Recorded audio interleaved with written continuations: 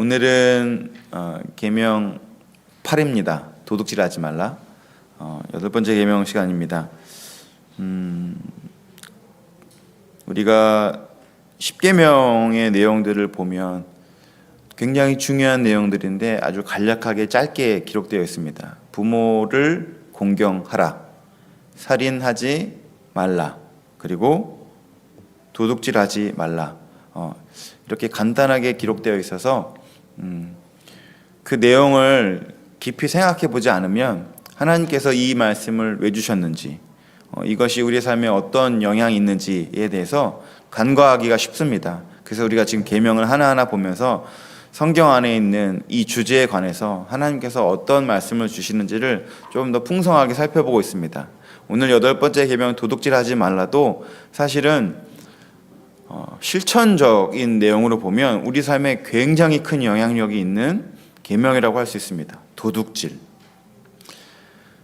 도둑질이라는 것이 언제부터 시작되고 언제까지 있을까? 우리가 단언할 수 있는 게 아마 인류의 역사가 도둑질이지 않을까 싶습니다.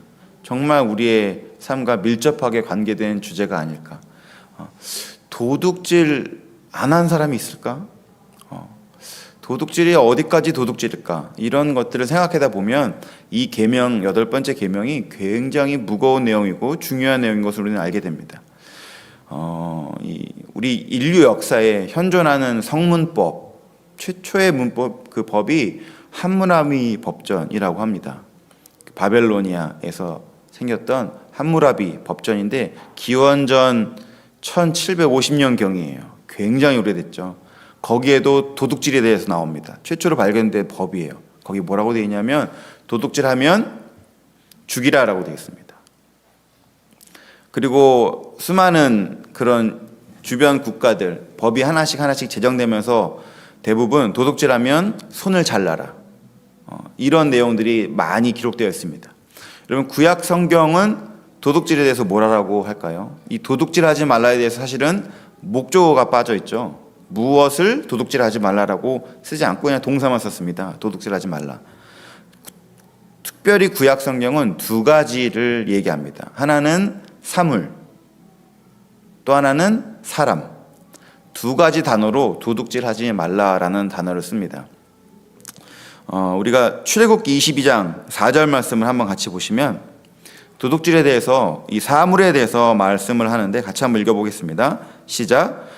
도둑질한 것이 살아 그의 손에 있으면 소나 나귀나 양을 막론하고 갑절을 배상할지니라. 아멘. 도둑질하면 그 물건이죠.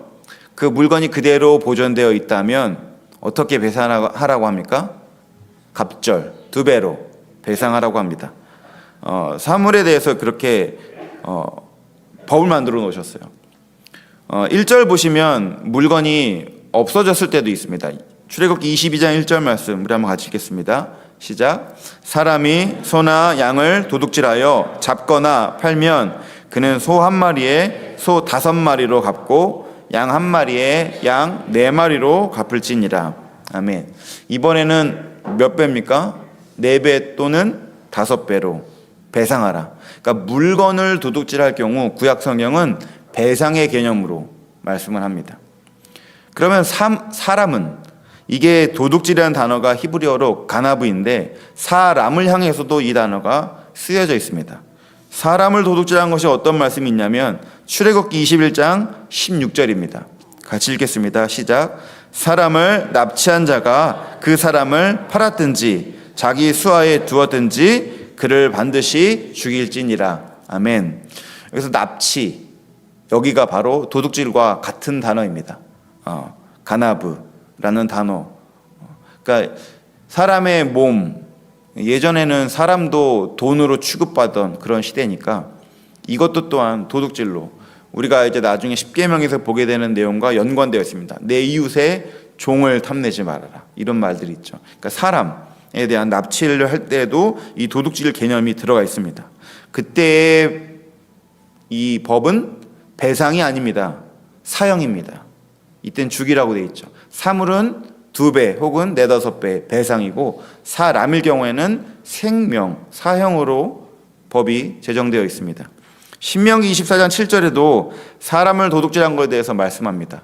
같이 한번 읽겠습니다. 시작. 사람이 자기 형제 없나요? 제가 읽겠습니다. 사람이 자기 형제 곧 이스라엘 자손 중 한 사람을 유인하여 종으로 삼거나 판 것이 발견되면 그 유인한 자를 죽일지니 이같이 하여 너희 중에서 악을 제할지니라.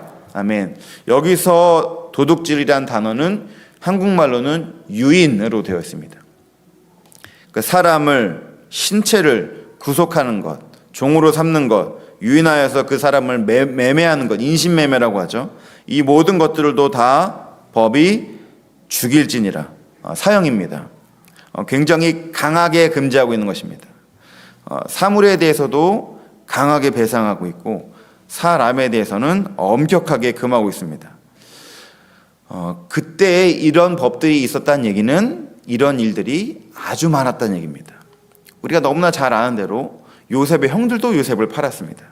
사실은 이런 일들이 그때에는 어떤 이런 경찰 이런 것들이 많이 있지 않기 때문에, 그리고 CCTV라든지 이런 것들이 많이 있지 않기 때문에 그냥 충동적으로도 또는 계획적으로도 너무나 많이 빈번하게 일어났던 것이죠.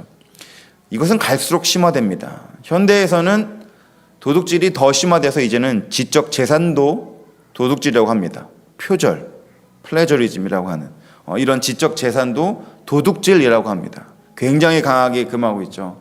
사실 한국에서 저 대학교 다닐 때에는 그냥 카피해서 숙제 내는 것에 대해서 문제의식이 없었습니다. 교수님도 다 그렇게 그냥 그렇게 알고 다 했었어요. 근데 미국 오니까 제일 처음에 인터내셔널 스튜던트를 모아서 OT 할 때 제일 세게 강조했던 게 그 플레저리즘, 지적 재산을 도둑질하는 것을 굉장히 강조했습니다. 그래서 처음 OT를 갔는데 뭐라고 했냐면 걸리면 퇴학이다. 이렇게 말을 했어요. 그리고 특별히 코리안들을 향해서 굉장히 강하게 말했어요. 그래서 돌아와서 같은 유학생들끼리 뭐 저렇게 세게 얘기하고 했더니 신학교에서 한국인들이 그 행동을 많이 했다고 합니다. 그러니까 그게 크게 문제인지를 모르고 습관적으로 했던 거예요. 그래서 미국 이거 절대 안 됩니다. 절대 안 됩니다. 반드시 출처를 달아야 되고 그런 것에 대해서 한국에서 많이 그렇게 교육을 못 받았던 거죠. 학부 때는 다 그냥 그렇게 편하게 했던 것 같아요. 저도 신학 대학원 가서 많이 이제 좀 교육을 받았는데 아무튼 이 도둑질이라는 것이 점점 심화됩니다. 더 많이 지적 재산을 넘어서 이제는 다른 사람을 향하여서 이런 거짓을 증거하고 말하고 이런 모든 것들도 사실은 깊이 들어가 보면은 다른 사람의 명예를 빼앗거나 실추시키거나 다 도둑질의 영역이라고 할 수 있습니다. 도둑질을 가만히 생각해 보면 내가 일을 할 때 성실하지 않게 일하는 것도 도둑질의 영역이 될 수 있습니다.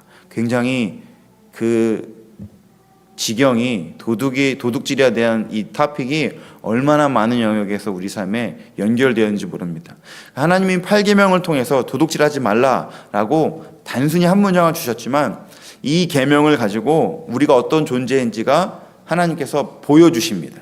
그래서 오늘은 이 8계명 도둑질이라는 주제를 가지고 하나님이 이 계명을 통해서 우리에게 어떠한 주제를 좀 깨닫게 되기를 원하시는지를 좀 살펴보길 원합니다. 여러분이 도둑질하지 말라라는 계명은 첫 번째로 우리에게 수고와 열심에 대한 주제를 생각하게 해주십니다. 수고와 열심이라는 것. 에베소서 4장 28절 우리 같이 한번 읽어볼까요? 에베소서 4장 28절 시작. 도둑질하는 자는 다시 도둑질하지 말고 돌이켜 가난한 자에게 구제할 수 있도록 자기 손으로 수고하여 선한 일을 하라. 아멘. 도둑질했던 자, 도둑질을 금하고 뭘 하라고 하냐면 자기 손으로 수고하라라고 합니다. 여러분, 도둑질의 중요한 본질을 우리가 말씀 속에서 보게 되죠. 그것은 무엇이냐면 다른 사람의 것을 수고와 노력 없이 착취하는 마음이 그 안에 있다는 것입니다. 그냥 쉽게 빼앗는 것입니다. 그러니까 그냥 갖고 싶은 마음도 있겠지만 더 깊이 들어가 보면 내가 노력하고 수고하는 마음을 갖길 원하지 않는 것입니다. 이것은 도둑질하는 이 본질은 하나님과 정면으로 부닥칩니다. 왜냐하면 우리 하나님이 수고하고 열심을 내는 분이시기 때문입니다. 여러분, 그래서 우리 하나님의 백성들은 절대 빼앗기지 말아야 될 한 가지 기쁨이 있는데 그것은 무엇이냐면 수고하고 열심의 기쁨입니다. 수고롭게 일하는 것에 대한 기쁨, 열심을 내는 것에 대한 즐거움. 하나님은 그것을 우리가 누리길 원하세요. 그냥 쉽게 더 많은 것을 갖게 되는 것, 세상은 그걸 지혜라고 합니다. 우리가 효율적으로 일을 하는 것은 지혜로운 게 맞습니다. 효율적으로, 효과적으로 그렇게 일하는 것은 지혜로운 게 맞아요. 그렇지만 그것이 수고를 멀리하게 하고 열심을 멀리하게 하는 방법을 의미하지는 않습니다. 하나님은 수고롭게 일하고 열심을 해서 일하는 자에게 즐거움을 주시는 하나님이십니다. 왜냐하면 하나님이 그런 하나님이시기 때문입니다. 도둑질하는 자에게 그래서 말하는 것입니다. 너의 손으로 수고하여라. 그냥 다른 것을 취하는 그런 요행으로 사는 것, 도둑질하는 인생 하나님 기뻐하지 않으신다. 너의 손으로 수고하고 열심을 내라, 우리에게 말씀하는 것입니다. 사랑하는 성도 여러분, 수고하고 열심히 일하는 자가 하나님의 열심을 경험할 수 있습니다. 하나님은 졸지도 아니하시고 주무시지도 아니하시며 성경에서 계속 구약 성경에서 반복하는 구절, 하나님의 열심히 이 일을 이루리라. 하나님이 이 일을 이루실 때까지 열심으로 일을 하시리라. 계속 하나님의 열심을 강조합니다. 하나님의 열심을 강조해요. 여러분, 열심히 일하는 자가 그 은혜를 경험하게 되는 것입니다. 열심히 일하는 자가 하나님을 경험하게 됩니다.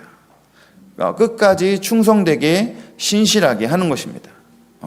세상은 어떨 때 그런 걸 보면서 미련하다라고 표현합니다. 성경은 뭐라고 얘기하냐면 너의 열심을 충성스럽다라고 표현합니다. 우리의 수고와 열심에 하나님이 은혜를 주십니다. 여러분, 그래서 이 시대가 점점 효율적, 효과적, 이 테크놀로지가 발전되면서 지혜가 더 쌓이면서 그런 일로 가게 될 때 잘 분별하셔야 됩니다. 내가 수고와 열심이 점점 내 삶에 멀어지는 것은 아닌가. 제가 이게 한국에 갔을 때 저희 어머니는 저를 목사로 보는 게 아니라 아들로 보니까 늘 어머님의 지혜를 저한테 늘 가르치세요. 그 중에 제가 너무 귀에 쏙쏙 박힌 게 뭐냐면 밀키트. 저한테 뭐라고 하냐면 요새는 여자들이 칼질을 안 한다. 칼질을 안 해. 다 돼 있는 걸 팔아서, 손질이 돼 있는 걸 팔아서 너무 좋은 세상이 왔다고. 그런데 이렇게 엄마 해보니까 그렇게 살다 보니까 손이 굳어진다라는 걸 경험하더라고요. 그래서 오히려 내가 수고롭게 일을 하고 손질하고 먹을 때 내 손이 더 살아나는 것을 경험한다라고 그렇게 말씀을 하시더라고요. 저는 그걸 몰라요. 제가 그런 일을 안 해봐서. 그래서 그걸 듣고 제 아내한테 수고해서 손질을 해야 된다. 그 아내가 요새 다 이렇게 다 나오는 걸 뭐 이렇게 다 아냐고 이렇게 얘기하는데, 이게 우리가 사는 세대가 점점 편해지니까 안 하는 시대로 가죠. 요새 누가 김치를 담굽니까? 이런 말이 나오잖아요. 참 보면서 막 고민이 되는 것 같아요. 어디까지가 그 선이지? 어디까지가 그 선이지? 이 하나님 앞에서 스스로를 점검하는 방법밖에 없는 것 같아요. 정답은 없는 것 같아요. 그러나 우리가 늘 입술의 고백으로, 우리의 마음의 고백으로 해야 될 것이, 나는 수고와 열심을 이렇게 멀리 하려는 경향이 있지는 않은가. 내가 좀 수고하고 열심하는 그 일을 통해서 내게 주신 하나님의 축복을 누리고 있는가. 스스로 좀 돌아봐야 한다는 것입니다. 도둑질이라는 것은 단순히 그냥 물건을 도둑질, 사람을 도둑질, 이런 것을 넘어서 나의 삶에 수고와 열심이 사라지는 것을 하나님이 막으시는 것입니다. 부지런히 사시는 거예요. 열심을 내는 거예요. 로마서 12장 11절 말씀에 이렇게 권면합니다. 우리 한번 같이 읽어보겠습니다. 시작. 부지런하여 게으르지 말고 열심을 품고 주를 섬기라. 아멘. 여러분, 이것이 우리의 삶에 좀 하나의 지침이 되었으면 좋겠습니다. 그러니까 부지런한 삶을 사는 것입니다. 게으름으로부터 멀어지는 것이에요. 주님이 그렇게 하시기 때문입니다.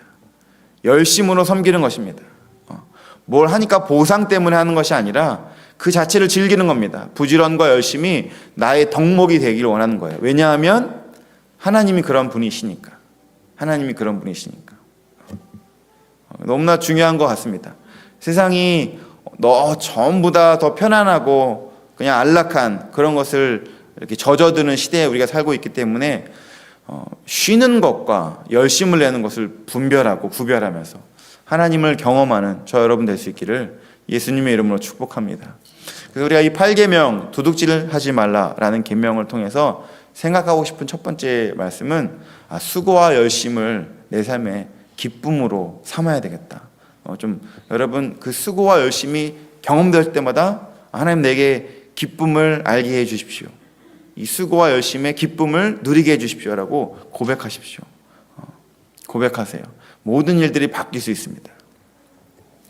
첫 번째가 바로 그 내용을 우리는 보게 됩니다. 도둑질은 일하지 않는 삶을, 방종의 삶을 우리에게 이끄는 그런 일들입니다. 두 번째로 도둑질은 이 수고와 열심에 대한 것뿐만 아니라 나눔에 대한 계명인 것을 성경이 우리에게 말씀하고 있습니다. 우리 에베소서 4장 28절 한 번 더 읽어볼까요? 에베소서 4장 28절 시작. 도둑질하는 자는 다시는 도둑질하지 말고 돌이켜 가난한 자에게 구제할 수 있도록 자기 손으로 수고하여 선한 일을 하라. 도둑질했던 자가 수고와 열심이 없는 자입니다. 그에게 도둑질을 금하고 너의 손으로 수고해라 라고 하십니다. 근데 그 목적이 뭐냐면 그렇게 수고하여서 가난한 자를 구제하라 라고 합니다. 여러분 목적을 정확하게 기억하셔야 돼요. 내가 왜 수고와 열심을 하는지 나의 부를 쌓기 위함이 아닙니다. 나의 어떤 것을 더 누리려고 하는 것이 아닙니다. 하나님께서 도둑질을 하지 말라라는 계명을 뭐랑 연결시키냐면 가난한 자를 돕는 삶으로 연결시킵니다. 그러니까 뒤집어서 얘기하면 도둑질하는 삶은 나누지 않는 삶입니다. 저는 도둑질한 적이 없는데요. 나누지 않으면 도둑질했다라고 성경이 이야기하는 것입니다. 그리고 도둑질하지 않는 삶은 나누는 삶이다라고 얘기하는 것이에요. 이게 연결됩니다. 도둑질의 본질적인 것이에요. 도둑질을 했던 삶이 열심을 내지 않는 삶과도 연결되는데 또한 도둑질하는 삶이 나누지 않는 삶과도 연결된다라고 성경이 얘기합니다. 구약 성경에 이 내용이 굉장히 많습니다. 우리가 하나만 읽어보겠습니다. 신명기 15장 7절로 11절입니다. 천천히 여러분 나눔에 대해서 한번 주제를 주목하시면서 읽어보십시오. 7절부터 같이 읽겠습니다. 시작. 내 하나님 여호와께서 내게 주신 땅 어느 성읍에서든지 가난한 형제가 너와 함께 거주하거든 그 가난한 형제에게 내 마음을 완악하게 하지 말며 내 손을 움켜쥐지 말고 반드시 내 손을 그에게 펴서 그에게 필요한 대로 쓸 것을 넉넉히 꾸어주라. 삼가 너는 마음에 악한 생각을 품지 말라. 곧 이르기를 일곱째 해에 면제년이 가까이 왔다 하고 내 궁핍한 형제를 악한 눈으로 바라보며 아무것도 주지 아니하면 그가 너를 여호와께 호소하리니 그것이 내게 죄가 되리라. 너는 반드시 그에게 줄 것이요 줄 때에는 아끼는 마음을 품지 말 것이니라. 이로 말미암아 내 하나님 여호와께서 내가 하는 모든 일과 내 손이 닿는 모든 일에 내게 복을 주시리라. 땅에는 언제든지 가난한 자가 그치지 아니하겠으므로 내가 내게 명령하여 이르노니 너는 반드시 내 땅 안에 내 형제 중 곤란한 자와 궁핍한 자에게 내 손을 펼지니라. 아멘. 도둑질하지 말라라는 계명 되게 짧은 구절 같은데 성경을 그 주제로 쭉 읽다 보면 너무나 많은 내용들이 이 나누는 내용, 돕는 내용과 연결되어 있음을 우리는 발견하게 됩니다. 여러분 그래서 성경을 돈, 재물 이런 주제로 처음부터 읽기 시작하면 너무나 많다라는 것을 발견하게 돼요. 하나님 우리 소유에 관심이 많으십니다. 우리가 그 소유를 가지고 쌓는 삶이 아니라 나누는 삶을 살도록 계속 말씀하세요. 계속 말씀하세요. 이 내용이 끝까지 가게 됩니다. 그래서 결국 하나님께서 이 성경 끝까지 이 소유에 대해서 결론을 뭐라고 하시냐면 하나님을 소유하는 삶으로 바꾸려고 계속 말씀하세요. 땅에 있는 것 말고 하늘에 있는 것을 소유하는 것을 계속 우리에게 말씀해 주세요. 사람들이 오비영이의 기적을 할 때에도 떡에 대해서 관심을 가지니까 땅에 있는 썩어 없어질 것 말고 영원한 양식, 썩지 않을 양식, 계속 우리의 눈을 이 소유를 보게 되면 성경이 곳곳에서 말씀하고 있음을 보게 됩니다. 특별히 그것에 대한 제일 큰 주제가 sharing, 나눔이에요. 나눔. 여러분, 돈을 쌓는 즐거움을 경험해 보셨어요? 이게 돈이 쌓여지는 것을 보면서 배부른 경험해 보셨어요? 안 해보셨어요? 저는 남동생이 하나 있는데 저랑 남동생은 기질이 굉장히 달라요. 저는 돈을 쓸 때 즐거워해요. 그래서 막 돈을 많이 쓸수록 기쁨이 커요. 그래서 저는 사실은 이렇게 아내랑 마트 갈 때 너무 기분 좋아요. 이거 할 때 기분 좋아요. 근데 제 동생은 저랑 반대예요. 제 동생은 안 쓸 때 기뻐해요. 막 돈이 쌓이는 걸 보면서 기뻐해요. 그래서 언제나 저희 형제가 둘이 같은 책상을 쓰고 비슷한 돈을 받지만 제 책상을 열면은 돈이 없어요. 제 동생 책상을 열면 돈만 꽉 차 있어요. 근데 오랜만에 만나도 여전해요. 그 기질이라는 게 저는 확실히 가난으로 가는 기질을 갖고 있는 것 같고 제 동생은 부로 가는 기질을 갖고 있는 것 같아요. 언제 한번 그러더라고요. 그 돈 쌓이는 게 보이는 게 자기가 너무 기분이 좋다고. 돼지 저금통에 동전을 넣으셨던 어린 시절이 있으십니까? 그게 꽉 차가는 그 무게를 들고 흔들 때 여러분 기쁨 혹시 경험해 본 적 있으세요? 저는 늘 그 기쁨을 부시면서 빼는 기쁨이 있어서 좀 늘 동생은 저축하고 저는 스pen딩하고 약간 좀 어린 시절을 그렇게 보냈는데 여러분 돈이 쌓이는 즐거움이 있습니다. 돈이 쌓이는 즐거움이 있어요. 그냥 어떤 주식을 사고 주식이 막 올라가는 거 보면서 사실 나는 아무것도 없는데 그 넘버만 바뀌는 거 보면서도 기분 좋아. 막 이런 거. 그냥 돈이 쌓이는 즐거움도 있지만 성경은 우리에게 또 한 가지를 말씀하는데 뭐냐면 그 돈을 나누는 즐거움도 있다라고 얘기합니다. 그 돈을 가지고 구제하고 도울 때에 누리는 즐거움도 우리에게 있다라고 소개를 해주는 거예요. 오늘 우리가 지금 읽었던 말씀을 잘 보시면 여러분 뭐라고 마지막에 그 10절에 뭐라고 얘기하냐면 이로 말미암아 나누는 삶으로 말미암아 하나님께서 내가 하는 모든 일과 내 손이 닿는 모든 일에 내게 복을 주시리라. 이것을 그냥 1차원적으로 더 많은 것이 채워지겠다라고도 해석할 수 있지만 그것을 넘어서서 해석을 해야 됩니다. 내가 하는 모든 일에 하나님의 은혜가 임하는 것을 경험하는 삶을 사는 것입니다. 여러분 나누기 시작해야 하나님의 일하심을 경험할 수 있습니다. 왜냐하면 뭔가를 쌓는 삶의 즐거움을 누리는 삶은 그 쌓이는 것에 집중합니다. 그것밖에 안 보여요. 근데 나누는 삶을 살게 되면 더 많은 게 보입니다. 사람을 사오고 살리는 영원히 살아나는 즐거움을 보게 돼요. 여러분 그래서 먹는 즐거움도 있지만 먹이는 즐거움도 있습니다. 해봐야 알아야 돼요. 그 즐거움을 누려야 돼요. 하나님은 우리에게 먹지 말라고 얘기하지 않으시고 쌓지 말라고 얘기하지 않으세요. 우리가 그런 재물의 부유함을 당연히 누리기를 하나님 원하십니다. 그러나 우리의 인생이 거기에만 있기를 원하지는 않으세요. 또 다른 즐거움을 우리에게 말씀해 주시는 거예요. 너 먹으니까 좋지. 먹여봐. 그것도 얼마나 즐거운데. 너 쌓으니까 좋지. 나눠봐. 그거 얼마나 즐거운 일인데. 이 은혜를 우리에게 말씀해 주시는 것입니다. 그러니까 도둑질하지 말고 돌이켜 가난한 자를 위해서 구제하라. 내가 그냥 열심히 수고하지 않고 도둑질해서 그냥 일확천금을 얻으려고 했던 도둑놈 심보에서 수고를 했더니 수고의 즐거움이 있구나. 더 나아가 수고해서 얻은 걸로 다른 사람들에게 도와줬더니 이게 참 기쁨과 즐거움이 있구나 하는 우리에게 그것을 보여주는 것입니다. 이 8계명 도둑질하지 말라는 우리에게 그래서 나누는 즐거움도 깨닫게 해주는 것입니다. 사랑하는 성도 여러분, 나누는 삶이 도둑질하지 않는 삶인 것을 다시 한번 깨달아 하나님께서 주시는 그 나눔의 즐거움을 누리는 저 여러분 될 수 있기를 예수님의 이름으로 축복합니다. 첫 번째가 수고와 열심에 대한 것을 도둑질 계명에서 보게 된다면, 두 번째는 바로 이 나눔에 대한 것들을 우리가 보게 됩니다. 마지막 세 번째, 이 도둑질에 대한 것을 보면서 우리가 꼭 기억해야 되는 한 가지 더 중요한 내용은 바로 하나님의 것이라는 주제입니다. 도둑질이 내 삶에 대한 수고와 열심에 대한 마음도 보여주고, 그리고 도둑질이 내가 이 일을 통해서 나눔은 어떻게 하고 있는지를 보여준다면, 또 하나는 하나님의 것에 대해서 우리의 눈을 열어주십니다. 그러니까 사실은 내가 소유한 것, 하나님은 그것을 하나님의 것까지로 표현할 수 있도록, 고백할 수 있도록 우리를 이끄십니다. 성경에 이렇게 말씀하시죠. 신명기 8장 17절과 18절 말씀입니다. 우리 한번 같이 읽어볼까요? 신명기 8장 17절과 18절 시작.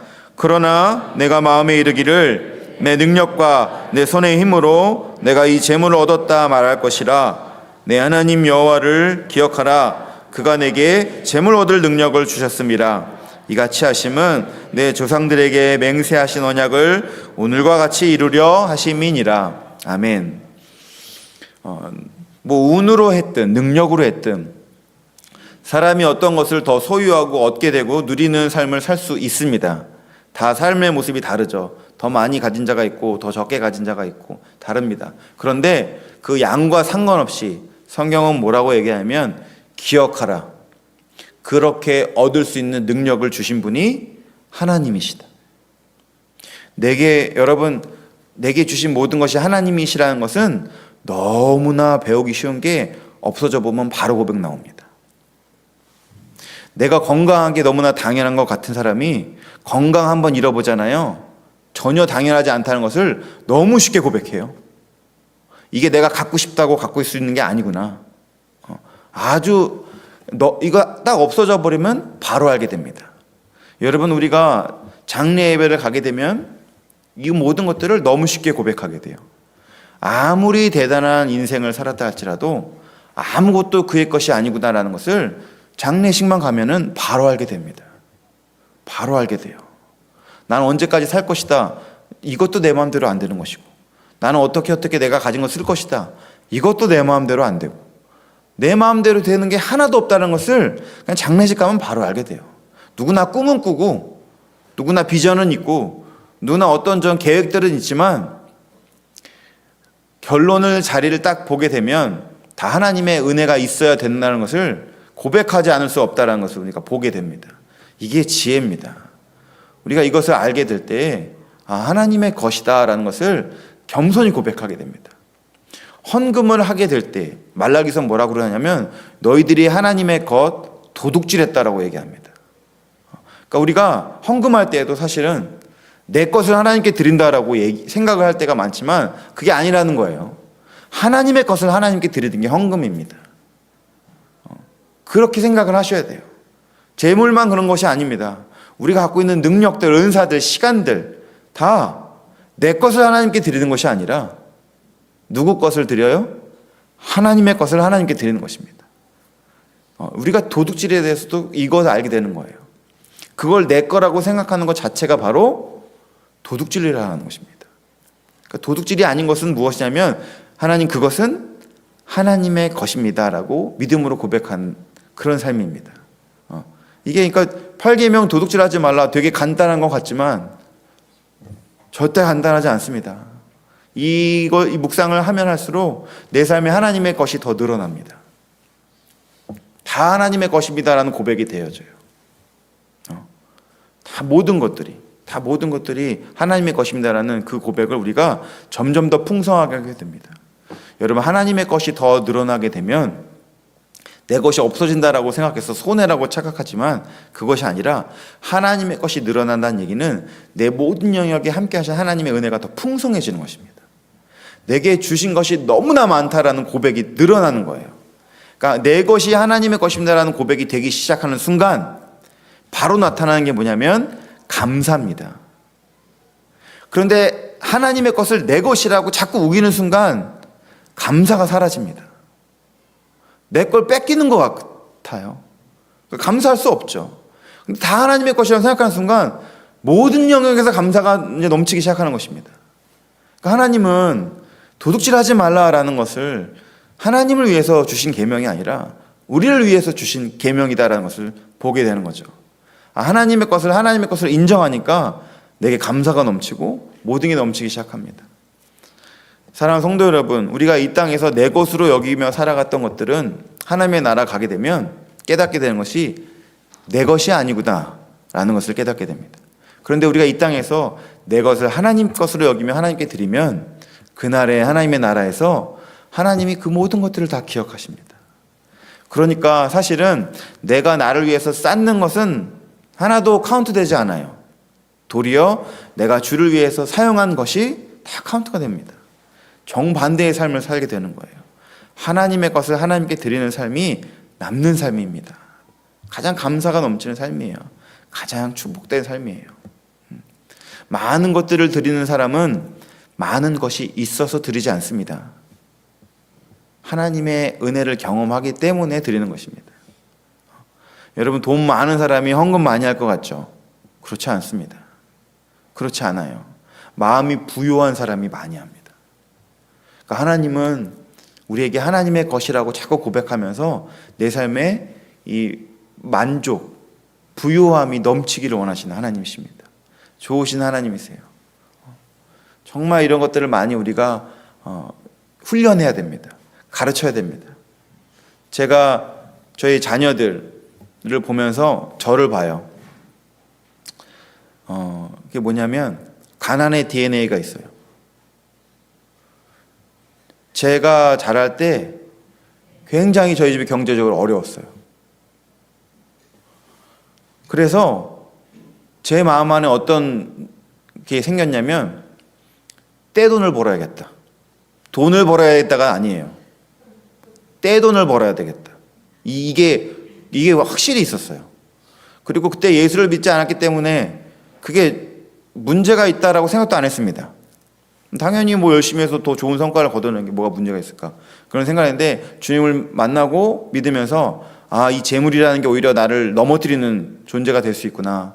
내가 이것을 추구하는 삶이 돈을 사랑함이 일만하게 뿌리가 되는구나. 말씀을 통해서 계속 하나님이 저를 터치하시면서 오히려 더 담대하게 재정을 선포한 게 돈이 없어도 얼마나 하나님께서 나를 축복해 주시는지를 내가 경험하고 말리라 하면서 목회자가 될 때 경제적으로 어려운 것에 대해서 정말 하나도 문제가 되지 않았어요.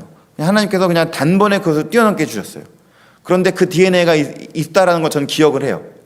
그리고 나서 가정을 꾸렸는데 제 자녀를 보면서 저의 거울을 봐요. 늘 고백을 해요, 애들이. 난 정말 돈을 많이 벌 거야. 애들이 그 고백을 왜 하겠어요? 뭐 먹을 수가 없고 입을 수도 없고 무조건 아빠가 막 계속 그렇게 하니까 이게 막 난 진짜 돈을 엄청 벌 거야. lot of money 맨날 이러면서 막 애들이 막 당당하게 돈을 정말 많이 벌어서 난 내가 하고 싶은 거 할 거야. 제가 거기에 대해서 코멘트를 안 해요. 왜냐하면 저도 그랬던 사람이라서 그냥 저는 그냥 그걸 보면서 하나님이 저들을 좀 만져주시기를 그거 아니면 바뀔 수 없으니까. 그래서 어릴 때 또 너무 이렇게 없는 것도 사실은 좀 이렇게 너무 치우치게 되는 것 같아요. 그냥 있건 없건 그것과 무관하게 즐거움을 누리는 삶을 좀 자녀들에게 가르치는 것도 참 건강한 거 아닌가. 하나님이 주시면 주시는 대로 감사하고 없는 대로 또 다른 또 즐거움을 누리고 거기에 너무 이렇게 영향받지 않는 그런 것도 참 지혜롭게 아이들을 양육한 것도 필요한 것 같아요. 근데 확실히 저의 애들을 보면 그런 걸 보게 돼요. 그냥 계속 기도하고 있습니다. 너희들의 것은 다 하나님의 것이다. 하나님의 것을 하나님께 드리는 기쁨을 누려야 된다. 이런 생각들을 많이 합니다. 사랑하는 성도 여러분, 이 도둑질 계명을 통해서 좀 우리의 삶을 돌아보셨으면 좋겠습니다. 나는 내 것은 무엇이라고 생각하고 하나님의 것은 무엇이라고 생각하는가. 좀 이 말씀을 통해서 나의 모든 것이 다 하나님의 은혜인 것을 하나님의 것이라는 그 믿음이 우리 머리의 믿음이 아니라 우리 삶의 믿음까지 나아가 하나님께서 곳곳에서 우리 삶에 축복해 주시고 은혜를 베푸시는 것을 경험하는 저 여러분 될 수 있기를 예수님의 이름으로 축복합니다.